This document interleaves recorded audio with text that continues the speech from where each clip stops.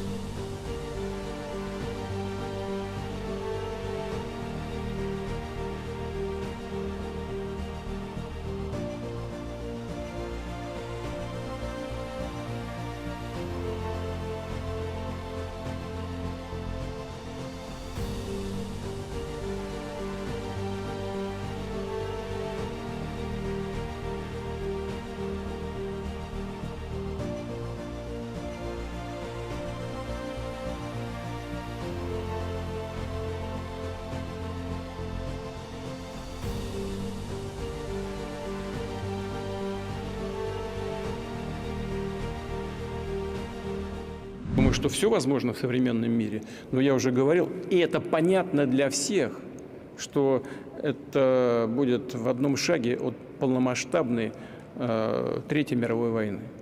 Думаю, что в этом вряд ли кто-нибудь заинтересован.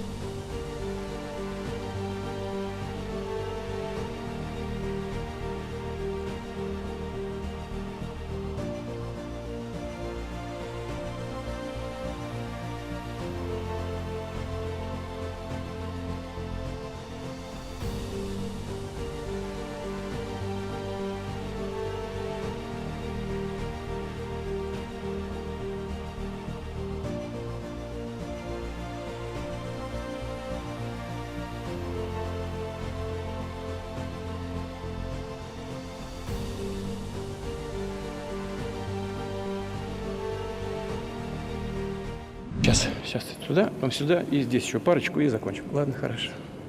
В некоторых странах, ну, например, в вашей стране, разве можно считать демократичным использование административного ресурса для того, чтобы нападать на одного из кандидатов в президенты Соединенных Штатов, используя в том числе и судебные инстанции?